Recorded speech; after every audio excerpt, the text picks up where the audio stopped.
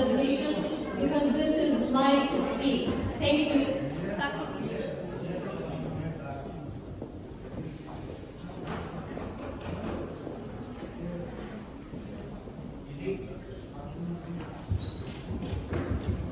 Hello? Are you all able to hear me? Yeah.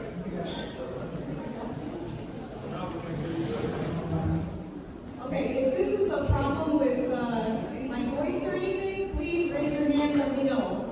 Last time when I did a presentation, my mask was on, and about 60% was only heard. So I don't mind, just let me know. And if you have questions, I don't mind you raising your hand and interrupting, because I think it's important that you understand what I'm saying before we move forward. If I move forward and you're absolutely lost, this isn't going to help, right? Okay, so thank you for inviting me to present this presentation.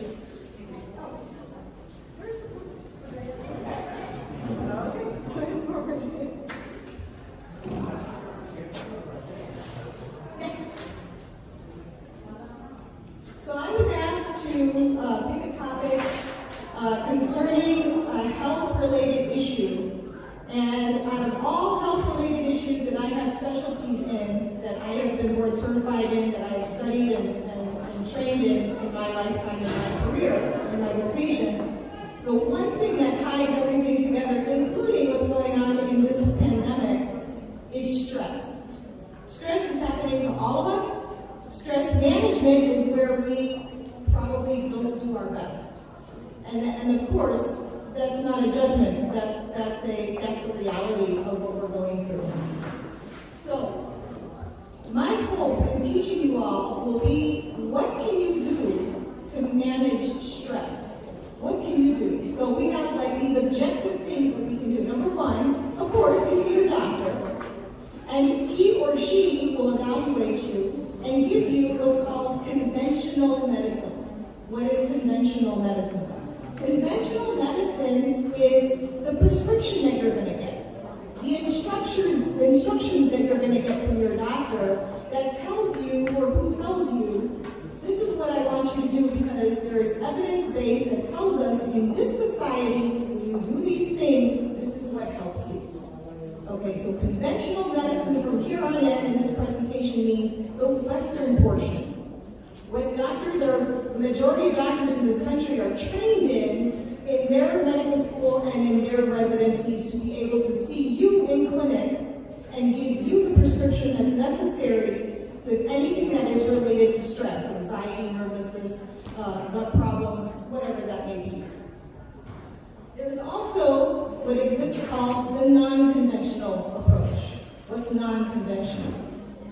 Non-conventional is getting a rise here across the world and in this country, because what we're recognizing is the conventional might actually be hurtful to us. So when a prescription is given to you, let's just say it's an anxiety medicine. When a prescription of an anxiety medicine is given to you, your expectation is that it helps you with your anxiety, and that it's going to last for the moment that it's meant to last, because that's what the pharmaceutical company means when they create the pill and when they do all their studies, that it's going to last for a certain period of time, but then your anxiety comes back. But what if you're an elderly person who takes that medicine and the risk is falling? You take the medicine, you take care of your anxiety, you fall, you break your hip, you end up needing surgery. You end up in a nursing facility. You end up where now you have infections, sores, pneumonia, and that medicine probably wasn't the best thing to give you at that time. So non-conventional approaches are approaches that we utilize that may not have been trained. The doctor was probably not trained in. Things like yoga, tai chi, acupuncture, things like this. Okay, so we're going to talk about stress management in the conventional approach and in the non-conventional approach.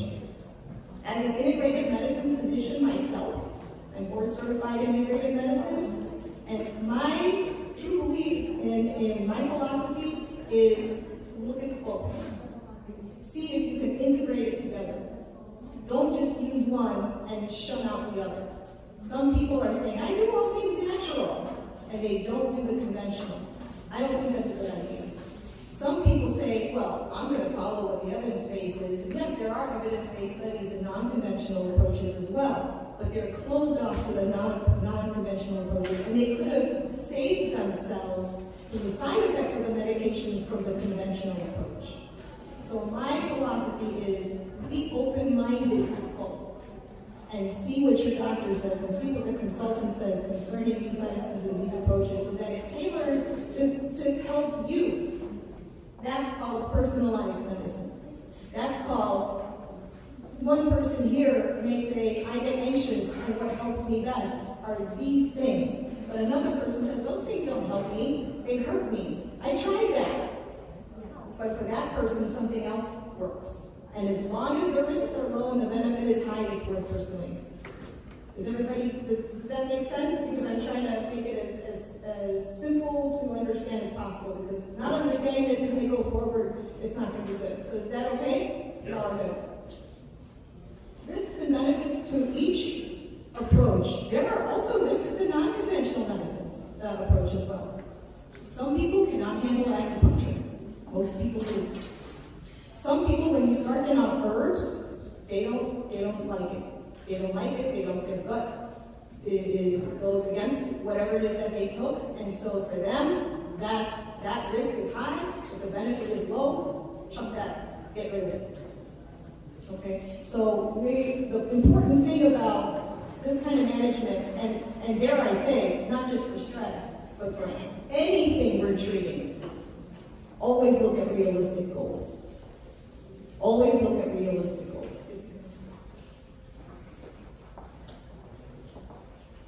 We know this, right? Stress affects our bodies in all different kinds of ways. It affects our mind. And when we say mind and brain, even though they're kind of the same, they're also two separate entities brought together. It affects our mind, it affects our brain, our body, our spirit, our emotions. I have individuals where they have very high stress. Take individuals who are fighting wars in the trenches, and they have their mind, they're focused, they allow the stress to help them be functional, but they don't let it overtake them emotionally. And then we have other individuals where just the slightest thing happens and they go to pieces. Okay? And maybe that's something that resonates with you when I say that. Maybe there's somebody you know and love that that says, oh, that's this person, definitely. Stress will do any combination of these things, if not all. So let's tackle these so that we know how to approach. What's the approach for each one of these things that you do? So how does it affect our body? It affects the whole body. So when you say, when stress makes me feel palpitations, that's because your body has come to a place where you have the physical manifestations of stress. I want you all to know that that means it has already hit the target organ. That's not good. So when you feel the tiniest bit of anxiety and nervousness, if there isn't a way for you to try to manage that, then it will escalate to high blood pressure, high heart rate, sweating, clammy, palmy hands, maybe dizziness, nausea, diarrhea, and everybody's different in terms of how they feel these physical manifestations. If you feel a physical manifestation, it has hit a target organ. That's a warning sign for you. Because when stress occurs, there's these glands in our body on top of our kidneys called the adrenal glands. And those adrenal glands are there to help us with stress. Believe it or not, certain kinds of stress are actually good.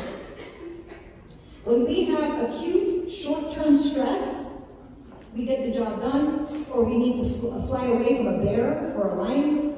Sometimes that thing has to be so quick and so fast that those chemicals surge your body, and it serves the period of time that helps you What I'm talking about is chronic stress. Daily beating your body with these chemicals that bathe your brain and your organs to cause the physical manifestations I have just described. So for some individuals, it's going to be the brain and it's going to be neurological. All right. If your genetic profile makes it high for you as a risk to get Alzheimer's because it's in the family, any one of the other neurological diseases, then your body and your genetics might be prone to certain types of stress that will trigger that to happen. All right.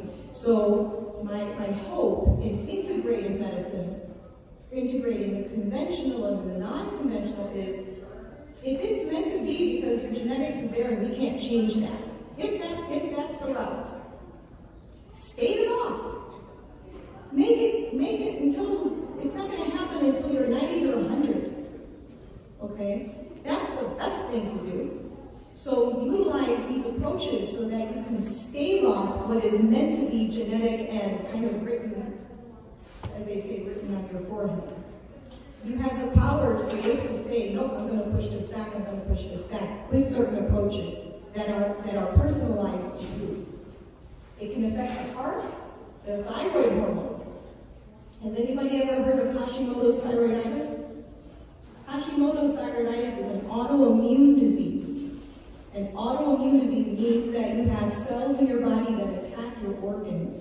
Hashimoto's autoimmune thyroiditis are when your cells attack your thyroid, and the metabolism changes so that then you become either subclinically or clinically hypothyroid, meaning that your thyroid is just not as active as it used to be. And then you wonder, when I'm eating the same foods, why am I gaining weight? Why do I feel so tired? Why am I experiencing these things? Oh, well, in our family, we may have had this problem. Maybe I should see my doctor to try to check these titers or check my thyroid so that this is the case. There are certain non-conventional approaches that you can do so that, number one, I want you all to know, it doesn't heal, or not heal, the right word would be cure. It does not cure autoimmune and Hashimoto's thyroiditis, but it helps control it. And I think controlling it is something that you can learn, that you can use so that it helps your body, again, stave off the stuff that's already attacking and trying to make you age faster, basically. Because stress does make it ages us, doesn't it? Like I said, for the gut, metabolic, immunological, genetics, the symptoms I talked about for young women, menstrual cycle changes. That's a big sign, not a symptom, but a sign. Where if you are irregular or you don't have the usual cycle that you've grown up with, and you know that this is your irregularity and it becomes irregular, your body's telling you something.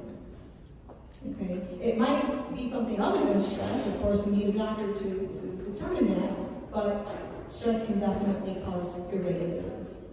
Any questions so far before we move forward? I have a question. Yeah. It might be a long question or is it really long? Is there cancer there? Has there been any studies studying the effect of stress on cancer? That's a very good question. The reason why it's not up there is because cancer is not an organ, and technically it's not a symptom, but one of the manifestations of stress is wear and tear on the body. I am not aware of any actual studies that are landmark studies that say, yes, stress causes this kind of cancer, and yet we know that stress causes those symptoms which chronically can change your body and change it's called epigenetics. If you've all ever heard of epigenetics, it's basically your genetics and your genes that can change due to certain circumstances. Okay? Being Armenian, believe it or not, there has been intergenerational trauma, which I don't have to explain to anyone here. You all know already, okay? About the intergenerational trauma our ancestors, not too long ago, probably not even 1 or 2 generations ahead of us, maybe 3 for some, where the generation who suffered, survived, and passed their genes along to their kids, we wonder why our community is such an anxious one. And I have no study to prove this. However, there are studies that were done like in the Norwegian, Sweden, kind of that area of the world, where they looked at intergenerational effects of individuals who went through fasting and feasting. This is not necessary. The stress had to do with not having food, right? Fasting and feasting. And they found that not only the generation that the genes were passed to in their kids, but also their children's children were affected by what had happened to grandma and grandpa. That's epigenetics, that's intergenerational effects. And we're finding this out in the Black community, where they suffered from when slavery was there, that affected them. And now look at the rates of hypertension and heart disease and diabetes and all of this that's overwhelming. And there's more studies now where it's showing that it's not just the environment that we're in, it's not just our genetics, that if these genetics are passed along the line, then what can we do to help us so that our descendants aren't affected like this in this way? So there are studies on that coming out as we speak. The other ones are the Native Americans. Native Americans have suffered from the land being taken away, from, when we went through what we went through as Armenians in the last year. I know I was devastated by the results of that war. To see the Shushi that was affected, and one of the things that I was thinking in my mind was, oh my, I don't even want to say it, but you know where it's going. Native Americans went through that, and look at what they go through these days.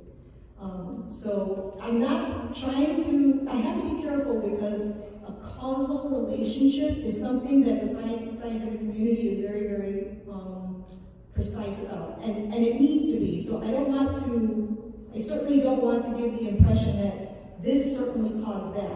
But when you take a lot of the information together and you see the effects in so many different people and how it's affected them, it's important to get those studies in place so that we can be better at taking care of our bodies, ourselves, and the people, the children that we're raising, and their children and their children, right? I saw a hand go up. Yes, I just wanted to ask, in the case of chronic long-term stress, does it eventually have a path to fully recover, or is it just, how does it really work? Yeah, I'm about to go through that, and I'm glad you asked that question because I'm hoping that my presentation will answer that question for you. Basically, in a nutshell, you will always experience stress. We are not immune to stress. There will always be stress, if you can record. There will always be stress. The key is, how do you handle it and how do you manage it? And what is it that works for you as individuals? So what we have found as a physician, what I've found over the years, I think it's unfair. And not that it was our fault, because we were trained in this fashion, but I think it's unfair that we say, oh, when you feel this is what you do, right? Certain studies are definitely saying, when this happens, do this, it benefits, go for it, yes. If those studies are there, it's evidence-based, it's done, it's been peer-reviewed, absolutely, I'm not downing it. But if we close our minds off to the things that are not evidence-based, but have been helping a lot of people, and the risk is low, but the benefit is high, then it's worth pursuing. It's worth pursuing. That's my mantra. That's the that's the goal to what I'm trying to teach you all today, is it's worth pursuing. Because for one person, if I say nausea, what helps them for very, very slight nausea, take some ginger, slice some fresh ginger and put it in tea or bite into it, and that crack of that spiciness helps some individuals to stop the nausea. For other individuals, it does absolutely nothing. But we're finding that individuals who try that can avoid pharmaceutical medications. If they avoid that, then maybe they'll avoid the headache that comes with the side effects of that medicine. So you see where I'm going, is that I'm not saying you might not need that pharmaceutical agent. You may have diabetes, high blood pressure, heart disease, and you need to take your medicines. Okay, that I'm not saying don't take your medicines. Please just be open to the non-conventional approaches so that you can integrate it with conventional. Yeah, John. Is this a temporary result of emotion? And the other question is this genetic? And is it controllable by a person that certain things that we can do not to go or recover from this situation? Yeah, 3 questions. I think the first one, is it chronic? It can be chronic if it can. The answer is yes, if it can be chronic. Your second question was, what can we do? Can we control it? The answer is yes. That's the reason for this lecture.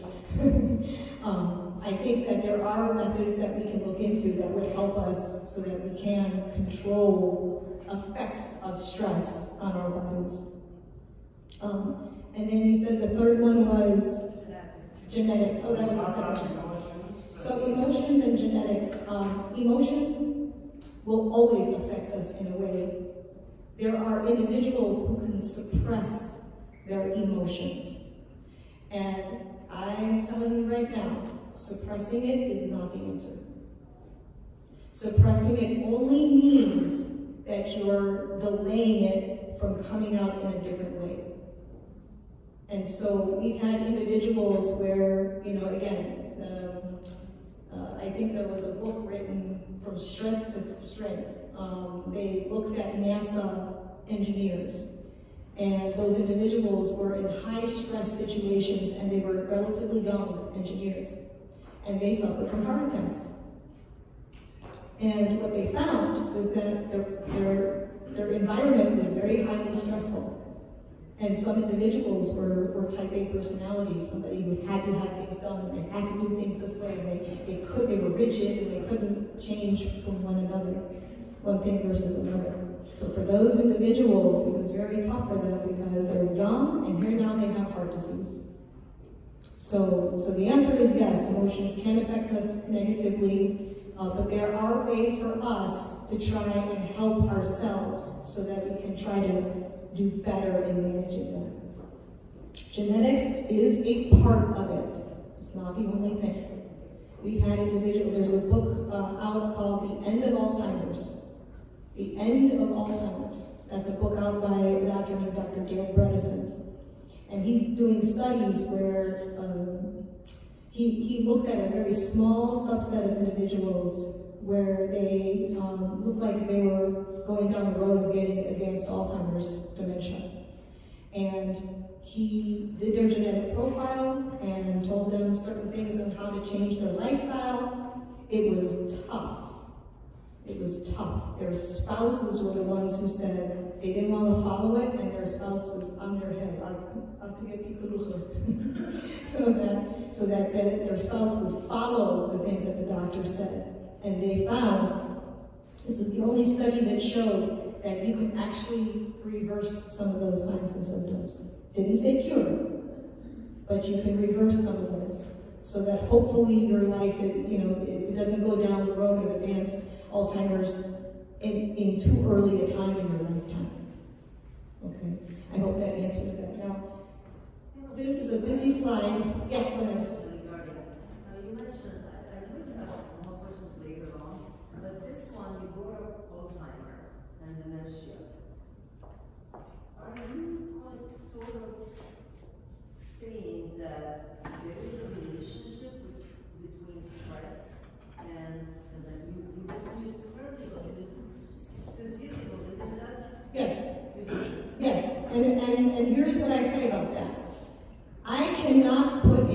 causal relationship on stress alone to cause Alzheimer's dementia. That is not what I'm saying. I cannot say that. Okay? What I am saying is individuals who are at high risk for developing Alzheimer's dementia, who go through a life of chronic stress, may get signs and symptoms of forgetfulness, of not being able to, of falling more, of not being able to swallow well, due to a stress that happened to their body. So in my experience in hospital medicine is such where when I've had a patient with Alzheimer's dementia, when they were admitted to the hospital because of an infection, pneumonia, urinary tract infection, stroke, or something else that stressed their body, because we're not just talking about stress like I'm nervous and I'm anxious. Stress to the body is a sunburn. Stress to the body is a stroke or a heart attack or a major pneumonia. When those patients came to the hospital, the families would tell me most of the time, my mom and my dad was able to do this. They got this infection and now they're declining.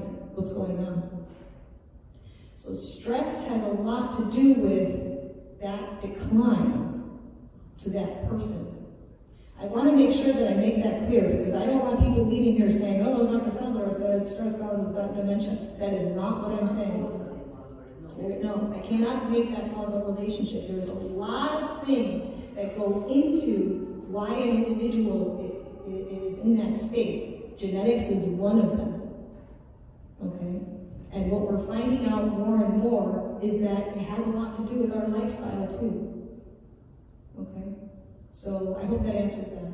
And this slide is just there so that you understand that there is so much more to just the genetics we're talking about. These chemicals are in our bodies, and the question is how much of them are going to elevate and how much of them are going to be in flux and imbalanced. And the tumor necrosis factor and the interleukins and all these things, I could just, try to impress you with all the wonderful, strong words that are in science. The key is it's imbalanced. The key is for you to understand that all these chemicals that bathe our body when stress, chronic stress occurs, it's going to cause, look at that picture is of a joint, osteoarthritis. When we get bone-on-bone osteoarthritis from years of either weight problems and stress along with that, and maybe even that person has high cholesterol, okay? Or where else in the body is it going to affect, like the arteries around that surround our heart or in our brain? It's going to cause that buildup. So all these chemicals are there where it's working against us. Okay? So again, I don't want to give misinformation about a causal relationship between stress alone and a particular diagnosis. However, stress doesn't help, and it certainly makes us feel worse. So let's see if we can talk about approaches. Let me see what my next slide is. Okay, I think acute illness, when we're sick with something acute, pain, something stresses us, we have hives or something, and it's there for a short period of time, I'm not talking about that being an issue, unless you have chronic disease. Like, again, when we were talking about dementia. People with dementia who suffer from these kinds of acute problems tend to, not always, but tend to decline in their mental status. And they tend to come back to a lower activity of daily living than they did before that stress. So they were able to walk and they were able to do certain things, and then they went through this very acute infection, and then they look like they're getting better, but they're wobbly when they walk. They don't remember as much as they used to. They call their daughter their cousin. Okay, and that really is scary when that happens. I know it happened to me with my mom. And I mourned because that one thing told me I knew my mom was going down that road. Right? So if you can hit that button again. This is what I say is where we need to be better. We need to avoid these things. And I'm not saying these things won't happen. They will happen. But how do we control it? If we have irritable bowel syndrome, metabolic disorders, loss of bone, osteopenia, autoimmune, heart disease, depression even, sleep disorders, you can't sleep at night. Okay, if chronic stress is related to these things, that's where inflammation occurs. So if you can change it again. So the long-term effects, here is it. This is it. This is what I'm trying to teach you all. All of this can cause inflammation. And chronic inflammation is bad. Chronic inflammation is bad. So if your body is one where your genetics is, we have heart disease in our family, inflammation will attack. Your body is one where your heart is much more susceptible to disease. Your heart is the one that's going to suffer, right? For another person, we have strokes in our family. We have cancers in our family. We have this in our family. And so you're at risk for those things occurring in your life. This isn't good. That's when inflammation, dysfunction, imbalance, disharmony, this is where Chinese medicine comes in and says, we've studied medicine for thousands of years before you guys got into technology and science. And we know that if you're not in balance, you get disease. So they've known this for thousands of years, right? If you could push forward. I kind of talked about this already, about how stress can affect our genetics, and that's the genetics that's passed on from line to line is the epigenetics. That's another, this is a field that's up and coming. We're going to see more information about how stress and food and lifestyle and all these bad things, how it changes our system.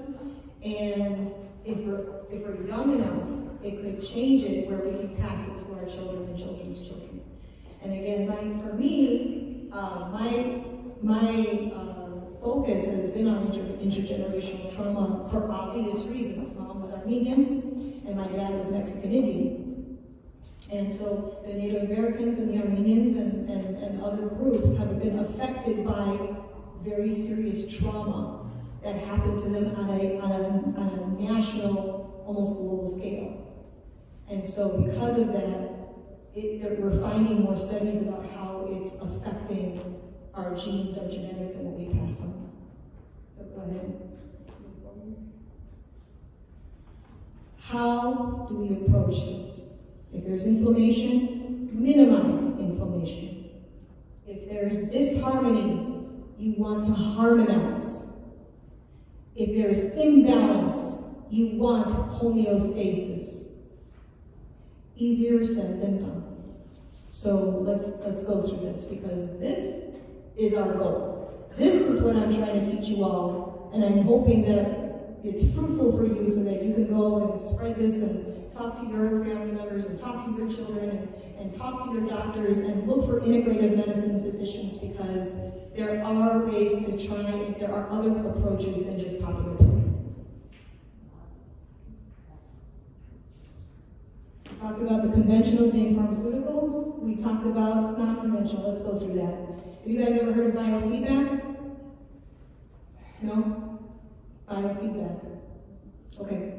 We'll go through that. Guided imagery, prayer. Prayer, God bless our priests.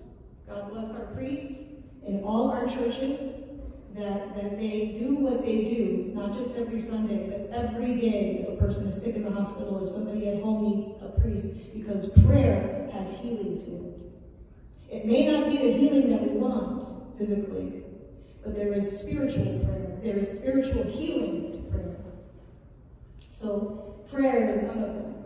Okay. Repetitive physical exercises, yoga, massage, acupuncture, herbal medicine, and then food is medicine. If you've ever heard of food is medicine. Food can be used as medicine. Food can be used as medicine. If we use food or eat the food the wrong ways, if we eat junk food, we eat fast food, if we eat too quickly, if we eat too much, that's going to affect our bodies. But there are the right kind of foods that we can eat so that we feel better and we we get better, in addition to whatever it is that we're taking on a conventional approach. So if you can go forward, I may have to go back again. Let's see what's the next. Oh, okay, let's do this. So, pharmaceutical medications are things like these lists right here for people who have anxiety, nervousness. These medications all have side effects. And as my wonderful husband says, every time there is a commercial that comes out and says, you're at risk for this and that, and falls and this and that, fevers, he goes, yeah, bleeding from the eyes, and God knows what else. I mean, you just might as well list as many side effects as possible so that you don't sue the company, right? But they are long lists. And each one of these medicines have more common side effects that affect the majority of individuals. I have had individuals who will take this medicine and they go, I didn't feel anything. It didn't help at all. And that there's nothing wrong with you, and there's nothing wrong with the medicine. It's just that from your body, it is designed in a way. We are fearfully and wonderfully made, right? It is designed in a way, but for whatever reason, that medicine isn't just helping it. So we have to look for other things to help you. Okay? So the conventional method are these things, but please be aware of all these side effects, if not more. Because, before you go popping pills that are given to you on an as-needed basis, like Tylenol, think about, okay, you know what? If I don't take this Tylenol, I can't work. Well, then I gotta take the Tylenol, right? But if you have a mild ache, if you have a mild headache, think twice. Think about maybe not having to do that. Think about what else can I do? Do I need a massage on my neck? Am I tense in my shoulders? Can I do breathing exercises? What is it that I can do so that I can stave off doing that? You might need the Tylenol. Just remember, it can do a number on your liver if you take too much. Your doctor tends not to say those types of things because they got to get to the next patient. But we have to be careful about those things. So if you can go to the next slide. Thomas, you have something? Yeah. How much is too much? So, the usual dose of Tylenol could be anywhere from 500 milligrams, or 325 milligrams, 500 milligrams, 650 milligrams, or 1,000 milligrams. For individuals who have normal liver functions and a normal liver, you can take as high as 650 milligrams every 4 to 6 hours. And that's usually on the instructions of the acetaminophen or Tylenol bottle. Okay. For individuals that I've taken care of where their liver is not doing well, you have to either give them a lower dose, a much lower dose, or you have to avoid it altogether. The question is going to be this, for how long you can take that dose? A day, you take 4 a day, 6 a day, and then, but for how many days you can, how much is that? I like that question because now it depends on what's causing you the problem to take the Tylenol in the first place. So if you're having a splitting headache and you keep taking Tylenol for more than several days, that needs to be looked at. If you did a workout and your muscles are achy and you're taking it, but you're like, I still continue to need this medicine, you take it for 3-4 days. If it's getting worse or it's not going away, you need to call the doc. Because I am not for using that medicine on a long-term basis. That medicine is not meant to be used as a long-term basis. I'll tell you the people who do need it on a long-term basis. The individuals that I've taken care of where they have cancer. And their symptoms are pain or achiness because of chemotherapy or the cancer itself. And they don't want to use other medicines. I've used Tylenol with other medications to try to help those individuals. That cancer, if it doesn't go away, they need the medicine. They need it long term. Is it optimal? We don't want them to use it every day for the rest of their lives. But if it means they have a better quality of life, living with metastatic cancer and having their symptoms controlled, then it's worth taking. One more question. Mm-hmm. The previous slide, this one right here. What kind of medicine are those that they are giving you this side effect? Because today, if you go and buy any medicine, or the doctor will prescribe you, they will give you a list of side effects. Every medicine, I think there is a list of side effects. Now, what these medicines are and what is it used for? This is for anxiety. The whole this medicine from top to bottom is From for top to anxiety. bottom, so my apologies. I can see now that I should have been better at listing this slide. Thank you, Thomas. No problem. This medication, which is listed under the classification of benzodiazepines, which is under the word pharmaceutical up there. Benzodiazepines are a class of medications used for anxiety. Some of the other medicines are used for other things too, but that's beyond this lecture. This lecture has to do with stress, anxiety, nervousness, and things like this. If you've ever gone to the doctor, more than likely, you would have received something like Xanax or Ativan, the bottom two, because they're short-acting and they last for a short period of time. The problem with it is you might need it, some people take it long-term, where I would say as a physician, we're missing something. We should not be on that medicine long-term. We should not. We are not addressing the anxiety. If you address the anxiety and find another way to try to help, then maybe, just maybe, Tomas, you either don't need that medicine or you take less of it so that you experience less of those side effects. Does that help? Absolutely. Thank you. Okay, I think you get the point. Let's move on to the next. Okay. Our goal is minimize the inflammation, obtain homeostasis, harmonize, achieve balance. So the stress response, I'm talking about the chronic. This is acute also, but let's focus on the chronic because that's why I'm doing this lecture for you all today. Is that if you live with increased heart rate, increased blood pressure, increased respirations, increased metabolism, you're constantly on the go, mom and my kids and finances and jobs, and you're just like this, okay? That's life, right? Yeah.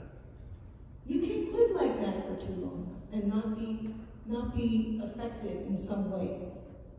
Some individuals can live a very long life because for whatever reason God blessed them with the genes to be able to deal with that chronic stress. God bless them. But I'm here to tell you that doesn't happen very often.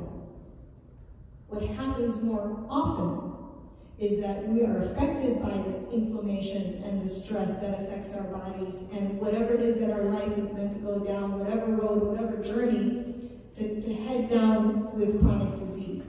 Our country is going through not just this pandemic, but it has unveiled how chronic diseases like heart disease, diabetes, and obesity is making those individuals suffer more from the COVID. Those rates have been increasing for years.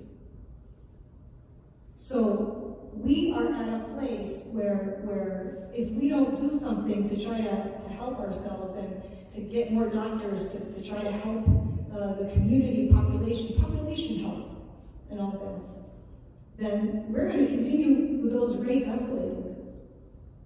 So, God forbid, but this is something we need to look at right now.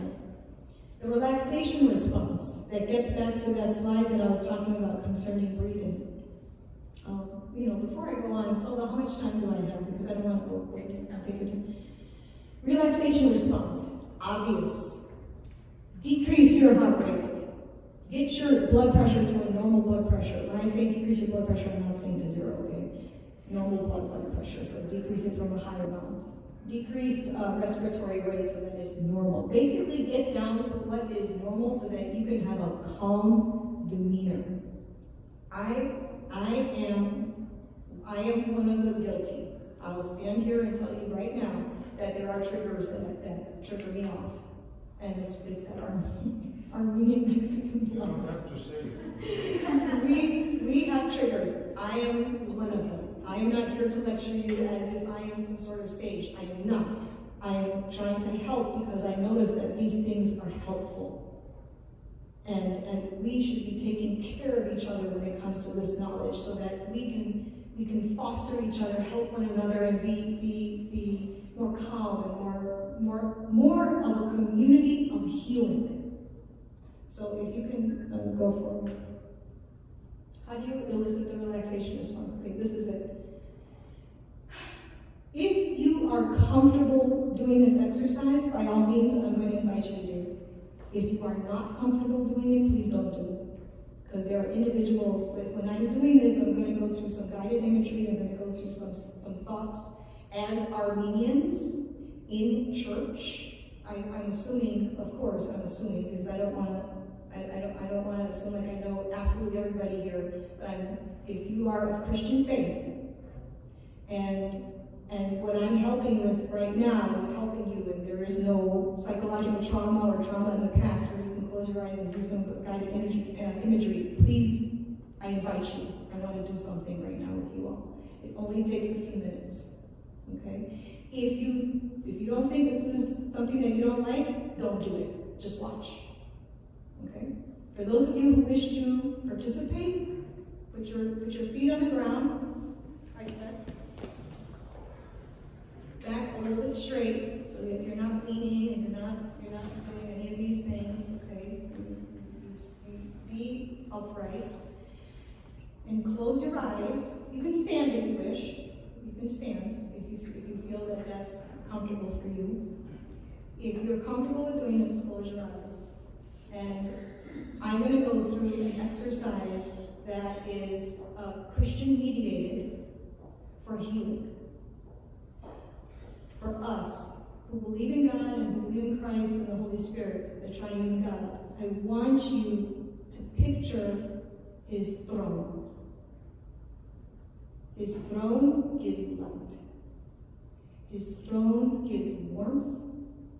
And his throne gives love. And it's spreading all over your body. You feel it from the top of your head to the front of your face, your chest, your belly, your legs, your feet. You are being enveloped with this light coming from a throne that you know comes from the triune God. This is the God that bathes us and blesses us from head to toe with healing. No more pain, no more suffering, no more tears. Take a deep breath and let it out. And bathe in this imagery. Now slowly open your eyes. If you are comfortable, yell out some names how did that make you feel? Peaceful. It is always good when you live with the Lord. Amen. It's always good. Not only this minute or 5 minutes later or a half hour later. Always. Amen. From the time you open your eyes until the time you close your eyes. It's good to live with that Lord. And all things will help. But it depends on the person itself. Of course. Which is what I'm doing in this presentation. So thank you, Tomas. I love your words. I think all of that I am all for. Anything else? Someone said peaceful. I know that when I use that imagery, it's like just for me, I feel like just other things melt away. It's just not whatever I'm stressed about. It's not worth it. And if it is, then I pray for guidance from the Lord to tell me what to do, when to do it, and whatnot. Any other words that you guys felt? You don't feel alone. You don't feel alone. Isolation is awful, isn't it? Yeah. God is with us, Emmanuel. We heard so many stressful subjects, and you gave us how to get rid of them. And my concern is sometimes, as the saying goes, yeah, it's a saying, of course, that we have to live within our means and to avoid the stress. What is your take in that? That's where I ask you all, if I understood your question or comment correctly, that's where I ask you all that you know your body's best. That's where I say you know your body's best. And if you don't, and you're hearing from other people, you look mad, you look sad, you look angry, you look this or you look that. And your response is, do I have that? And if more people are telling you that, it's time to really look at why that's happening. Why are people saying that? Because then you might not be aware that stress is attacking you. You might be prone to think, Mom always told me, take it. Dad always said, take it like a guy, take it like a man, or, just be quiet, right? It's happened to all of us at some point in our lives. We want something happens at work, and we really, really want to give it and say something, but we don't. And it affects us inside.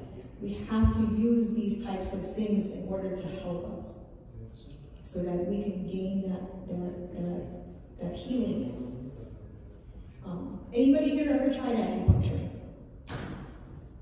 You tried acupuncture. What was it like? I love it. It's the area that's affecting you, that had inflammation. After you go through the process, it is relaxed, just like this exercise, and then you're able to maybe work out that area and then get stronger in that area. So, Yeah, I'm a licensed acupuncturist, and I'm going to implore you all that if this is something that resonates with you, consider acupuncture.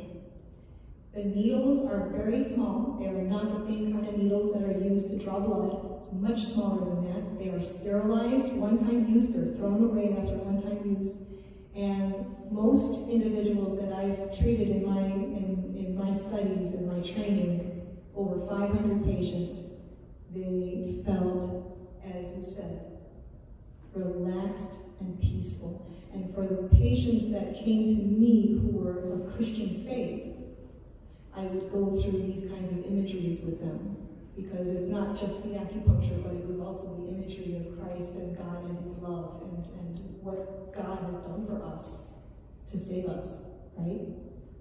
So the other thing that I'm going to teach you guys is called the 4-7-8 breathing. Have you ever heard of the 4-7-8 breathing? It's developed by Andrew Weil, who's an integrative physician. He was the physician who taught us in my fellowship in integrative medicine. And the 4-7-8 breathing, again, let's try this together. We'll just do a couple cycles, because if I'm introducing it to you now, we shouldn't do more than 2. You might feel a little bit high from it. So 4-7-8 means you take in a deep breath for 4, count of 4. You hold your breath for 7. You exhale for 8. 4-7-8. So legs on the floor if you wish. You either have your eyes open or close them. It's up to you, whatever it is that you feel comfortable doing. So, here, let me show you so that you see with me. It's not going to look like much, but at least you're going to understand that you're doing it the right way. So, the way it is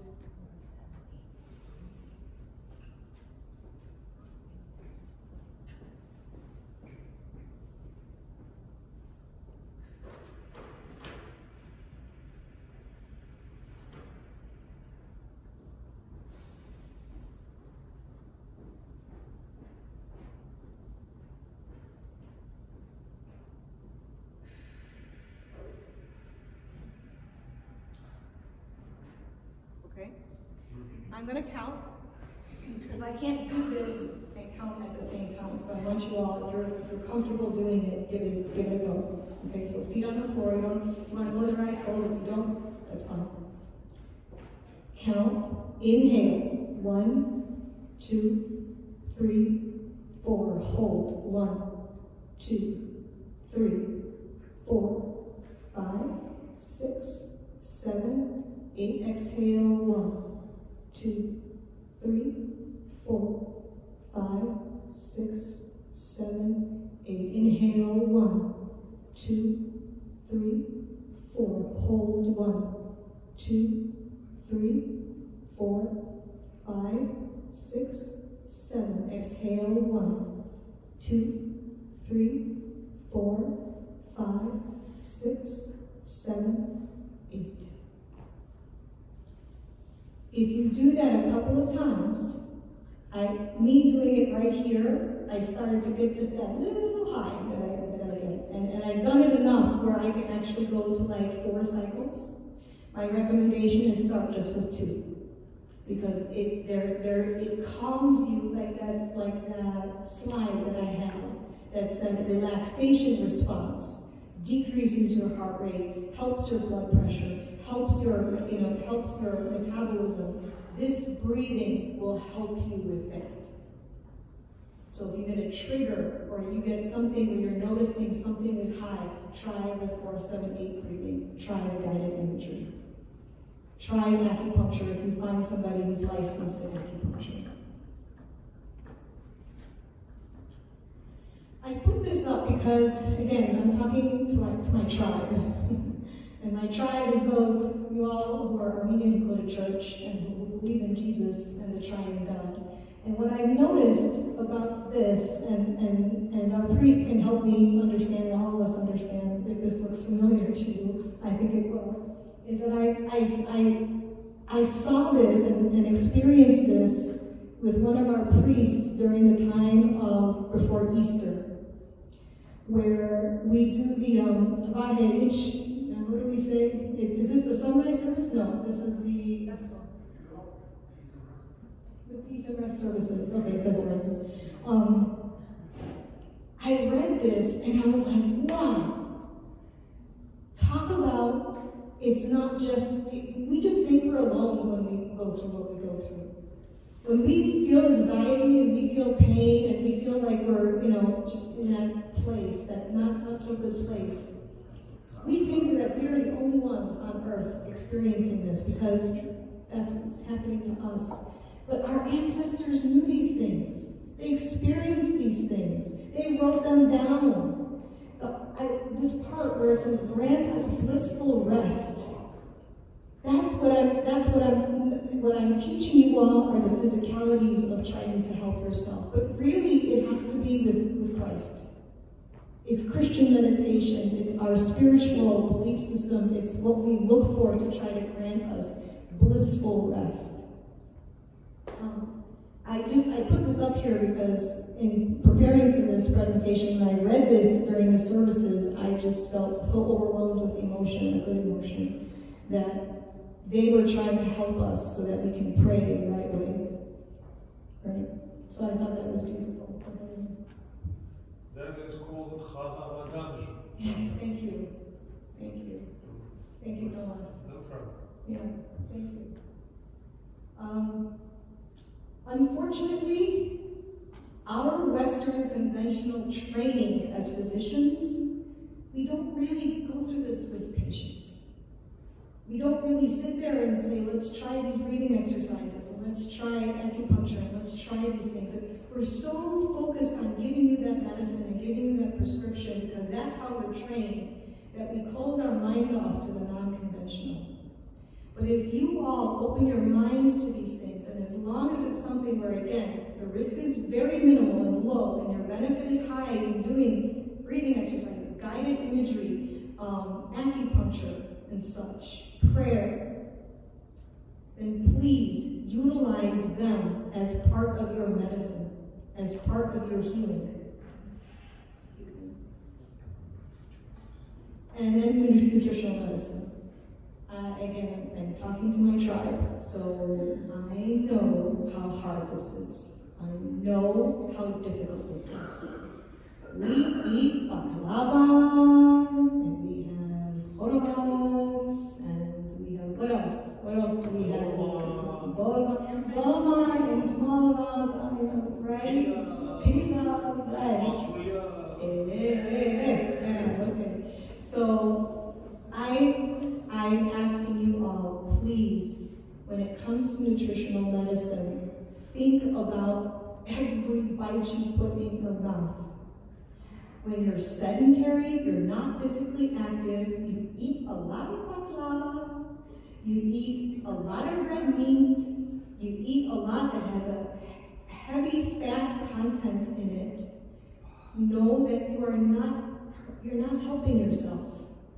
You're not helping yourself. Look more into the fresh vegetables, the organics, the non-GMOs, and things like this. Because if you can say to yourself, I've gotten my body to a place where, yes, I like my dolma, I'm going to eat my dolma in the early morning, but for the evening, I'm going to have a nice crunchy salad instead of the red meats and the chips and the desserts and the chocolate and the things like that.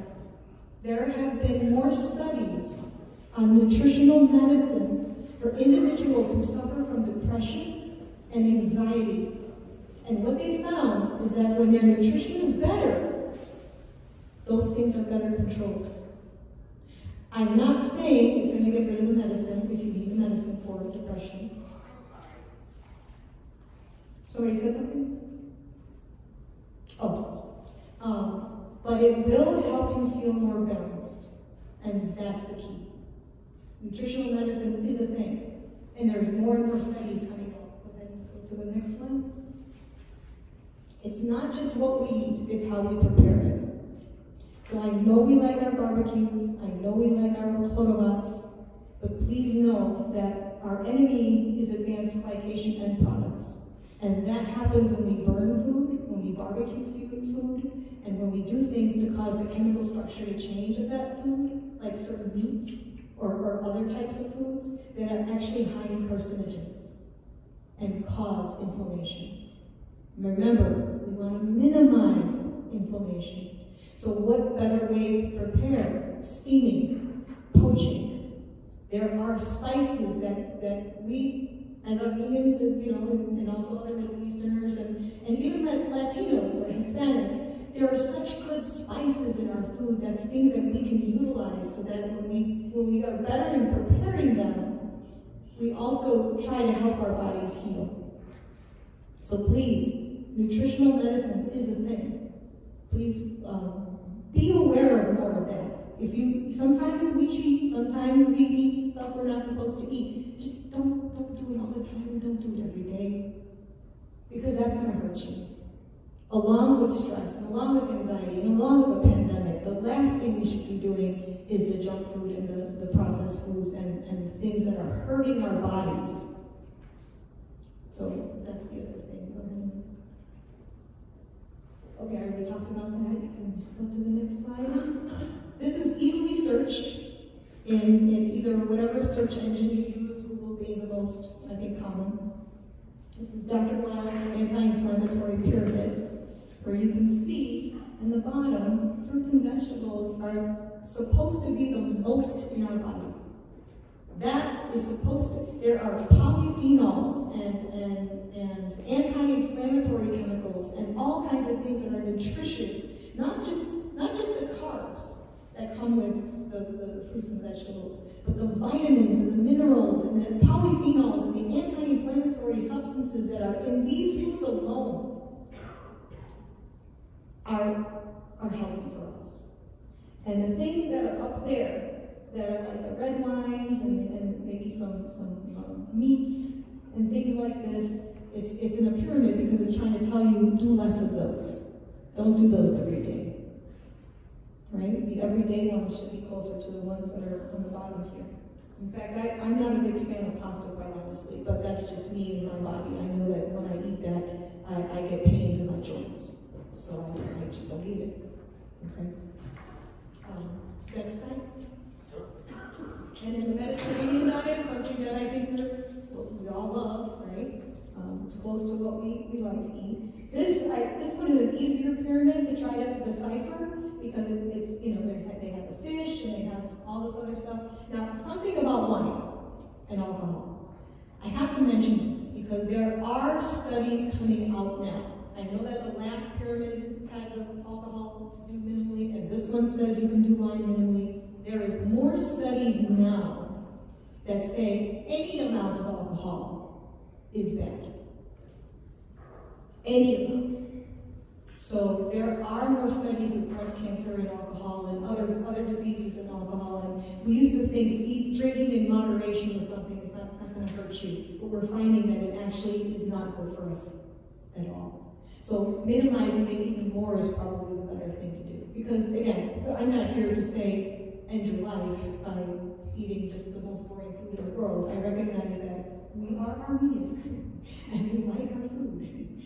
But please think about be better with preparation, be better with understanding, and try to be better with the better foods that you put into your mouth, like the fruits and the vegetables and things like this, the nuts, the fish. Asian mushrooms are pretty good too.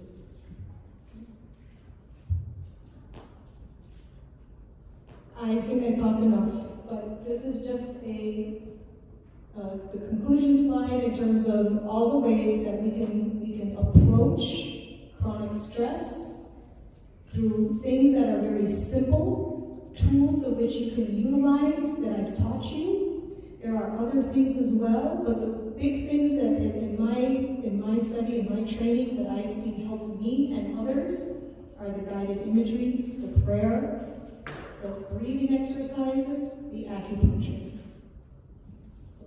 You can go forward. Shashank, I'm very, very grateful that you guys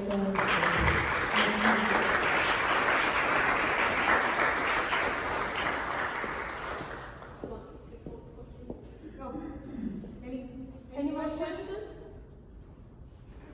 No, good. All right.